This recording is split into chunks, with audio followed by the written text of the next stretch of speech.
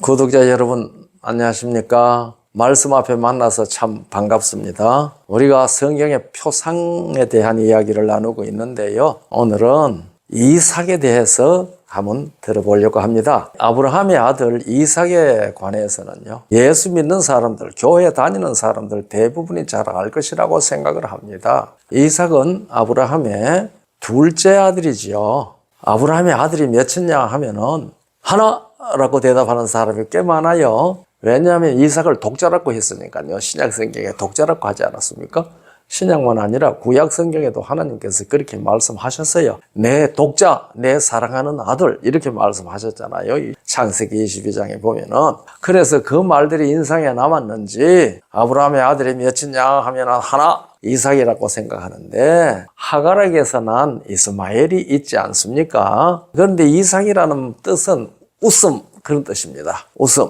아브라함은 나이가 많아져서 스스로 자식을 낳을 희망이 없다고 생각할 때에 여호와 하나님께서 자식을 낳으라고 약속을 하시니까 아브라함이 속으로 웃었습니다. 뿐만 아니라 그 다음에 아브라함의 아내 사라도 만나가지고 내년 이맘때 사라가 아들을 낳을 것이라니까 이 사라도 속으로 웃었습니다. 이거 창세기 17장 17절로 19절은 아브라함이 웃은 얘기, 창세기 18장 10절로 15절에는 사라가 웃은 이야기가 기록되어 있습니다. 아브라함이 웃으니까 하나님께서 아들을 이름을 이삭이라고 하라고 말씀하셨거든요. 우리는 이삭이라고 얘기를 하면은 해석을 우리나라 말로 뜻을 풀어줘야 알죠. 그러나 아브라함은 이삭이라고 하라고 할 때 그게 무슨 말인지 알았죠. 우리나라 말로 해석을 하면 웃음이죠. 이 자식 없어서 생명이 이어줄 사람이 없기 때문에 웃음이 사라진 이 집안에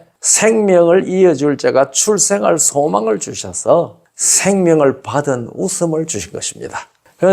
그래서 이삭은 약속의 아들입니다. 이스마엘은 하나님의 약속 없이 아브라함과 사라가 의논하고 하갈에게서 난 종의 아들입니다. 그래서 갈라디아 4장 22절로 27절에 이 사실이 잘 설명되어져 있습니다. 그래서 이삭과 이스마엘에 대한 이야기는 또 다른 이야기로 우리가 무엇을 표상하는지 우리들이 좀 공부할 필요가 있을 것입니다. 그런데 이삭이 모리아산 번제단에서 제물이 된 사건, 그것은 교회 다니는 사람들은 잘 알고 있습니다. 교회에 다니는 어린이들일지라도 이 이야기는 많이 들었을 것이라고 생각합니다. 아브라함도요, 대단한 순종이죠. 하나님께서 그렇게 말씀하셨잖아요. 내 사랑하는 독자 이삭을 번제로 드리라고 했거든요. 네 사랑하는 독자라고 그랬어요, 하나님께서. 그러니까 이 독자라고 하는 말은 그전에 이스마엘이 있었지 않습니까? 아브라함이 사라가 죽은 다음에 재처를 해가지고 그게 또 여섯 아들이 낳았죠. 그래서 아브라함의 아들이 몇이냐 하면 모두 8명입니다.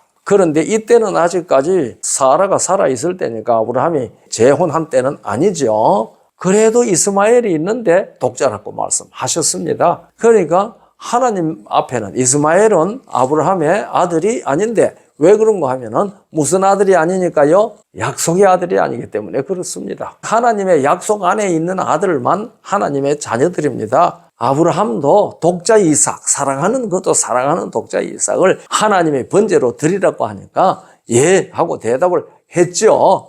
얼마나 고민이 있었겠습니까? 그런데 이삭도 대단한 사람입니다. 이삭은 독생자 예수 그리스도를 표상하는 인물입니다. 그 예수님도 독생자지 않습니까? 우리가 히브리 11장 17절로부터 보면은요, 이삭을 독생자라고 표현했습니다. 독생자. 예수님을 독생자라고 한 것과 똑같은 말, 헬라 말로 모노게네스인데요. 이 모노게네스, 이삭에게도 똑같이 이 얘기를 했거든요. 예수님께서 하나님께 순종하신 사실에 의하여 이삭을 생각하면은 그의 순종은 자발적인 것입니다. 예수님께서 자기를 비어 종의 형체를 취하여 이 세상에 오셨다고 말씀하시지 않았습니까? 그리고 예수님께서 친히 요한복음 10장 17절에서 자기 생명을 누가 자기에게서 뺏는 게 아니고 스스로 버린다고 그렇게 말씀을 하셨거든요. 이건 예수님께서 우리를 구원하기 위하여 이 땅에 오실 때에 전적으로 누구에게 강요받은 일 없이 자기 스스로 하셨다 이 말입니다. 그런데 이삭이 바로 그 예수님을, 독생자 예수님을 표상하는 아브라함의 독자였거든요. 그래서 이 사실에 근거해서 이삭을 생각하면은 이삭이 제물이 된 것은 자발적입니다. 제물로 산으로 갈 때 이삭은 번제할 때 쓸 나무를 지고 아버지를 따라갔습니다. 그 산에서 종 둘하고 같이 와가지고요, 산 밑에 두고 산에 올라갈 때 이제 그 나무를 이삭의 등에 짊어지었지 않습니까? 그리고 아브라함은 횃불을 들고 칼을 들고 앞에 걸어갔습니다. 왜 이제 올라가서 죽을 아들을 생각하면은 아들 앞에 세워놓고 뒤에 가면 아버지가 얼마나 마음이 아프겠습니까? 그래서 나무를 지고 아버지를 따라갑니다. 그가 소년기를 넘겼다는 것을 드러내는 장면입니다. 왜냐하면은 나무를 짊어지고 산을 올라가는데요, 그 모리아 산은 해발 750m 정도 됩니다. 그러니까 나무를 지고 오르기에는 낮은 곳은 아니죠. 그러므로 이삭의 나이가 19살이나 20살은 되었을 것으로 추측할 수가 있습니다. 30은 안 되었을 겁니다. 예수님께서 30세에 봉사를 시작을 했고 33세에 십자가를 지셨는데 이삭이 그때 33살이나 되었을는지 그거는 모릅니다. 그러나 적어도 소년기는 지나고 춘년기도 지나고 청년기가 되었다고 생각합니다. 아버지가 그럴 때에 그를 제물로 드리려고 할 때에 이삭이 20살이라고 하면은 아브라함 120세입니다. 120세나 된 노인을 밀치고 도망가려면은 얼마든지 그럴 수 있지 않았겠습니까? 그러나 아들을 죽이기 위하여 그 번제단에 자기가 짊어지고 온 나무를 쌓아놓고 거기에 아들을 묶으려고 할 때에 아버지의 손이 얼마나 떨렸겠습니까? 그런데 떨리는 아버지의 손을 도와서 자원해서 제물로 제단에 누웠을 것입니다. 그래서 그는 신약에서 예수님을 독생자라고 한 것과 같은 독생자라는 표현으로 예수님을 확실히 표상하는 사람으로 기록되었습니다.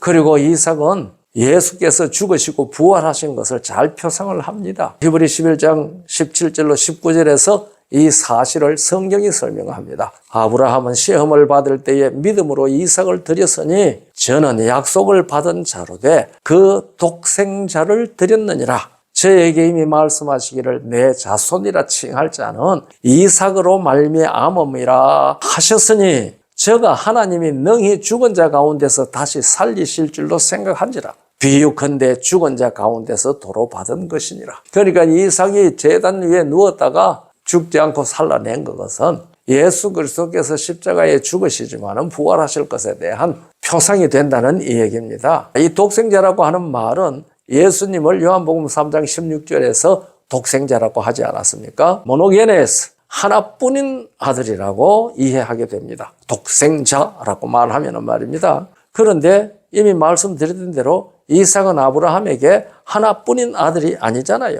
이스마엘이 있지 않았습니까? 그런데 독생자 모노게네스라고 이야기를 했단 말입니다.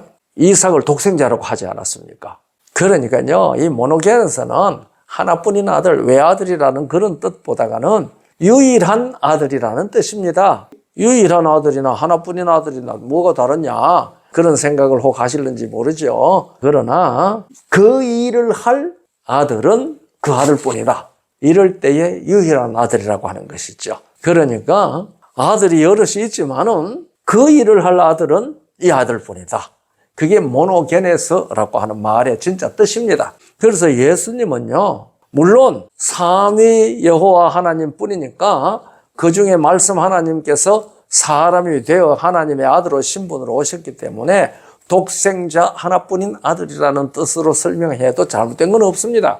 그러나 인류를 구원하실 분은 유일하신 분이라 그 말입니다. 그래서 다른 이름을 우리에게 주신 일이 없다고 성경은 그렇게 이야기합니다. 그래서 예수 그리스도의 죽으심과 부활을 통하여 생명을 잃어버린 인류는 기쁨의 웃음을 찾게 되었지요. 그래서 이 웃음이라는 뜻의 이삭이라는 이름은 하나님께서 지어주셨지요. 그리고 인류에게 영원한 생명을 주시기 위하여 죽으시고 부활하신 예수님을 표상하는 언약의 아들이라고 성경에 기록했습니다. 그래서 갈라디아 4장 22절부터 28절에 잘 기록되어 있습니다. 기록된 바 아브라함이 두 아들이 있으니 하나는 계집종에게서 하나는 자유하는 여자에게서 났다 하였으나 계집 종에게서는 육체를 따라 났고 자유하는 여자에게서는 약속으로 말미암았느니라. 이것은 비유니 이 여자들은 두 언약이라. 하나는 신의 산으로부터 종을 낳은 자니 곧 하가라. 이 하가는 아라비아에 있는 신의 산으로 지금 있는 예루살렘과 같은 데니 저가 그 자녀들로 더불어 종노릇하고 오직 위에 있는 예루살렘은 자유자니 곧 우리 어머니라. 기록된 바 잉태치 못한 자여 즐거워하라. 구로치 못한 자여 소리질러 외치라. 이는 홀로 사는 자의 자녀가 남편 있는 자의 자녀보다 많음이라 하였으니 형제들아 너희는 이삭과 같이 약속의 자녀라. 여러분과 제가 예수님을 믿으면 약속의 자녀가 됩니다. 그래서 우리는 예수 그리스도를 믿고 거듭나는 사람으로서 예수님 안에서 언약의 아들이 됩니다. 이런 사람들은요, 하늘 예루살렘이 고향이 됩니다. 우리가 그날 그곳에서 고향에서 함께 만나게 되기를 간절히 바랍니다. 감사합니다.